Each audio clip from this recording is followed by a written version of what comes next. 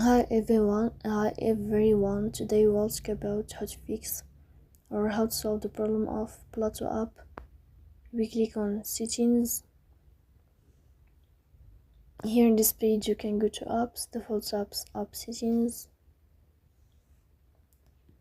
On above you can search about Plato app and you can click. Here in this page of app info you can click on first stop and you can click OK. Then you will enter to the window of storage. Then you can click on clear cache, but pay attention, don't click clear data because that can delete your account. In the end you can turn off your phone and you can turn on your phone again. So please don't forget to support us by liking and subscribe. See you next time.